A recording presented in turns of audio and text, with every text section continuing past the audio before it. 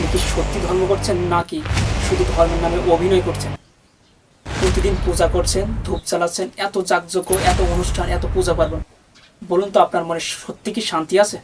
আজ মানুষের ধর্ম করতে করতে জীবনে অশান্তি বাড়ছে। আপনার কাছে যদি 1 টাকাও না থাকে তাহলে কি আপনি ধর্ম করতে পারবেন না? একটা প্রশ্ন, আপনি যা করছেন সেটা কি ধর্ম নাকি সমাজের শেখানো একটা অভ্যাস? শ্রীকৃষ্ণ গীতায় বলেছেন, সর্বধর্ম পরিত্যাজ্য মামেকাং ব্রজ, সকল ধর্ম ত্যাগ করে কেবলমাত্র আমার শরণাগত হব। তাহলে আজ আয়নার সামনে দাঁড়িয়ে আমরা বলি, সত্যি কি আমরা ধর্ম করছি নাকি সমাজের শেখানো একটা অভ্যাসের জালে বন্দী? আমরা অনেকেই দীক্ষা নিই, গলায় মারা পড়ি, কপালে তিলক কাটি। আমাদের জীবন কি সত্যি বদলাচ্ছে? দীক্ষার পরেও যদি মনের ভেতরে রাগ, অহংকার, লোভ এগুলো না কমে তাহলে সেই দীক্ষার আসল মূল্য কোথায়? শ্রীমদ্ ভাগবত গীতায় ভগবান বলেছেন, অশ্রদ্ধাধানা পুরুষ অপ্রাপ্য মাং নির্বন্তে। অর্থাৎ যাদের ভক্তিতে সত্যিকারের শ্রদ্ধা নেই তারা কখনো ভগবানকে পায় না। তারা এই দুঃখময় জন্ম মৃত্যু চক্রে ঘুরতে থাকে। একটা বাস্তব দৃশ্য কল্পনা করুন। আমরা সকালে উঠে ভগবানের পূজা করি, তারপরে অফিসে গিয়ে যদি সেই ঘুষ খাই অথবা দোকানে গিয়ে গোনের বাটপারি করি। বাইরে ভক্তির মুখোশ, কিন্তু ঘরের ভেতরে রাগ, কুটু, অশান্তি। তাহলে কি সত্যি আমরা ধর্ম করছি নাকি শুধু একটা বাহ্যিক রূপ ধরে আসছি? হয়তো আমাদের অন্যকে নয়, আজ নিজেকে প্রশ্ন করার সময় এসেছে। আজ আমি আসলে কোথায় দাঁড়িয়ে আছি? আমরা প্রায় একটা কথা বলি, আমার বাবা দাদা যা করেছেন আমিও সেটাই করব। কিন্তু শুনতে খুব ভালো লাগে, কিন্তু একটা প্রশ্ন, তারা যদি ভুল করে থাকে আমরা কি কখনো ভেবে দেখি যেটাকে আমরা পরম্পরা বলছি সেটা কি সত্যিই ধর্ম নাকি শুধু অভ্যাস? স্বধর্ম নিধনং শ্রেয়, পরধর্ম ভয়াবহ।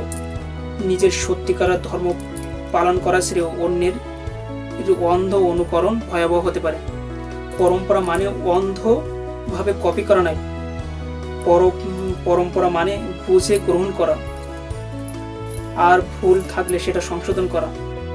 ধরুন আমার বাবা দাদারা আগে নাঙল দিয়ে জমি চাষ করতো, আমরা কি সেই পদ্ধতি এখন অবলম্বন করবো না নতুন যে সংস্করণ এসেছে, পাওয়ার টিলার, ট্রাক এসেছে, যেগুলো চাষের জন্য খুব অল্প সময়ে আমাদের কষ্টটা কমে যায় এবং টাকাও অনেক কম খরচ হয়। এখন যদি সেই পদ্ধতি অবলম্বন করি তাহলে আমাদের দুইটাই নষ্ট, সময় এবং টাকা। আপনি কি সেটাকে চালিয়ে যাবেন নাকি সেই চক্রকে ভাঙবেন? সত্যিকার ধর্ম অন্যকে অশান্তি দেয় না, বরং শান্তির দিকে নিয়ে যায়। আপনি কি সত্যটাকে অনুসরণ করবেন নাকি সমাজের অভ্যাসকে? আজকাল আমরা ধর্ম বলতে ঠিক কি বুঝি জানেন? বড় আয়োজন, অনেক লোকজন আর বিশাল খাওয়া দাওয়া। বিয়ে হোক আর অন্নপ্রাশন হোক, লাখ টাকা খরচ, মাছ মাংসের ভোজন। কিন্তু একটা প্রশ্ন, এটা কি সত্যি ধর্ম নাকি আমরা সমাজে খুশি করার জন্য ধর্মের নাম ব্যবহার করছি? যে অন্যের শরীরে মাংস দিয়ে নিজের তৃপ্তি মেটায় তার চেয়ে নিষ্ঠুর আর কেউ নেই। ধর্মের নামে যদি অন্য জীবের কষ্ট দেয় তাহলে সেটা কখনো ধর্ম হতে পারে? একটা বাস্তব দৃশ্য কল্পনা করি, আপনি 50,000 টাকা খরচ করেছেন, লোকজন খাওয়ালেন, সবাই খেয়ে চলে গেল, আর পরের দিন ঋণের চাপ, বাড়ির অশান্তি, মনের ভেতরে দুশ্চিন্তা। সে উৎসব অন্য জীবের কষ্ট দিয়ে শুরু হয় আর নিজের অশান্তি দিয়ে শেষ হয়। সেটা কি সত্যি ধর্ম?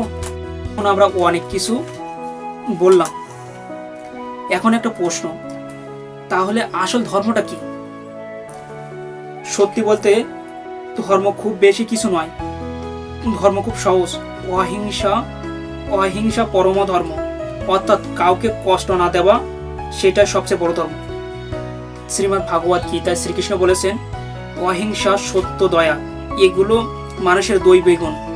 আপনি যদি সত্যিকারের ধর্ম করতে চান তাহলে শুধু এই 2টা কাজ করুন। নিজের স্বার্থের জন্য কখনো মিথ্যা কথা বলবেন না। দ্বিতীয়ত, কোনো জীবকে, হোক সে মানুষ অথবা পশু, ইচ্ছাকৃত কষ্ট দেবেন না। ভাবুন আপনি কাউকে ক্ষমা করবেন আপনি সত্য কথা বলবেন, আপনি কাউকে কষ্ট দিবেন না। আর এই ছোট ছোট কাজগুলো আপনার জীবনের সবচেয়ে বড় ধর্ম হয়ে উঠতে পারে। কারণ ভগবান বড় আয়োজন দেখেন না, আপনার হৃদয় কতটা নির্মল। ধর্মের একটা উচ্চ স্তর আছে, সেটাকে পরম ধর্ম বলা হয়, যেটা হচ্ছে শুধুমাত্র ভগবানের সন্তুষ্ট বিধানের জন্য করা, যেখানে আর আমি থাকে না আমার কোনো অহংকার, থাকে শুধু ভগবান। যা কিছু করা হয় শুধুমাত্র ভগবানের জন্য করা হয়, এটাকে পরম ধর্ম বলা হয়।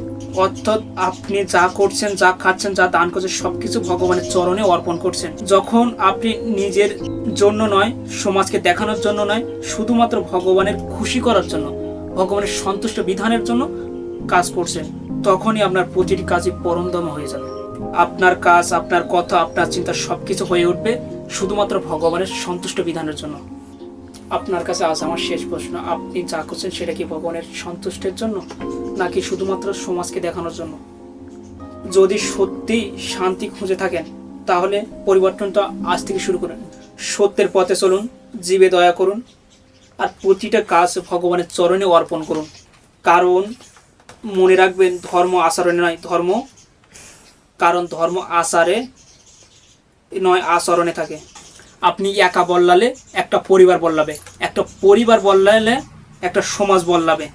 হয়তো এই ভিডিওটা কারো জীবনের মোড় ঘুরিয়ে দিতে পারে। তাই যদি কথাগুলো আপনার মনে একটু হলেও নাড়া দেয়, তাহলে ভিডিওটা শেয়ার করুন। কারণ হয়তো আপনার একটা শেয়ার